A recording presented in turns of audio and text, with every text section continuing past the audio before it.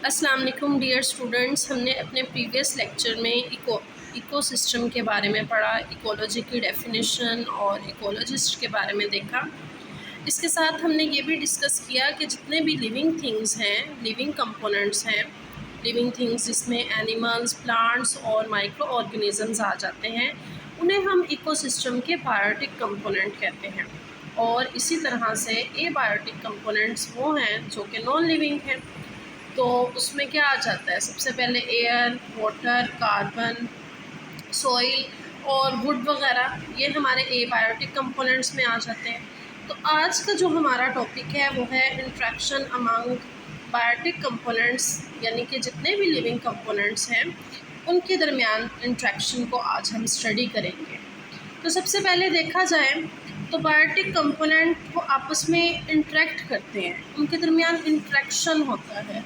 लेकिन इस इंट्रैक्शन की वजह क्या है?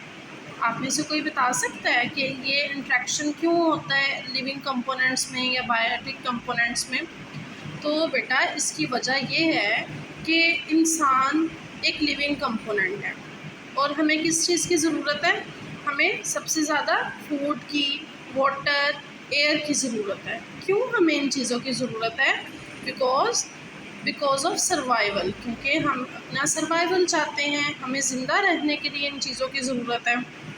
तो स्टूडेंट्स, हमारे जितने भी बायोटिक कंपोनेंट हैं वो इंटरेक्ट करते हैं फॉर सर्वाइवल। अब सर्वाइवल में क्या होता है कि सबसे पहले प्लांट्स इंटरेक्ट करेंगे, एनिमल्स जो है वो एनर्जी गेन करेंगे और अपने रिसोर्सेज तलाश करेंगे, जिसमें सबसे पहले वो क्या लेंगे? प्लांट्स को ईट करते हैं, ठीक है। प्लांट्स खाएंगे और अपना फूड जो है वो वहाँ से जनरेट करेंगे, क्योंकि ये ऑटोट्रॉफिक्स तो है नहीं कि वो खुद से अपना खाना बना सकें। तो इसी तरह से इस इंट्रैक्शन के नतीजे में हमारी जो एनर्जी है वो फ्लो करती है from one organism to another organism, यानी कि इंसान जो है वो प्लांट्स पे डिपेंड करते हैं, ठीक है, या फिर दूसरे लिविंग ऑर्गेनिज्म जिसमें हम क्या लेते हैं? एनिमल्स को भी खा लेते हैं, ठीक। और इस हमें जो है हमारी जो डिकम्पोजिशन होती है वो माइक्रो ऑर्गेनिजम्स करते हैं।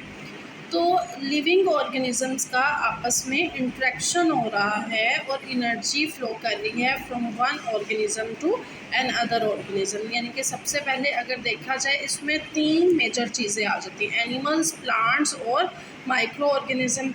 अब एनिमल्स किसे यूटिलाइज कर रहे हैं? प्लांट्स को, ठीक। और प्लांट्स जो है वो फोटोसिंथेसिस से एनर्जी जनरेट कर रहे हैं। और जब एनिमल डाई हो जाते हैं, उनकी डेड बॉडीज़ को कौन डिकम्पोज कर रहे हैं? माइक्रो ऑर्गेनिजम्स, ठीक है। तो एनर्जी जो है वो फ्लो कर रही है एक इकोसिस्टम में, और इस फ्लो को हम इकोलॉजिकल एनवायरनमेंट कहते हैं, जिसे इंशाल्लाह हम अपने नेक्स्ट लेक्चर में इन डिटेल डिस्कस करेंगे।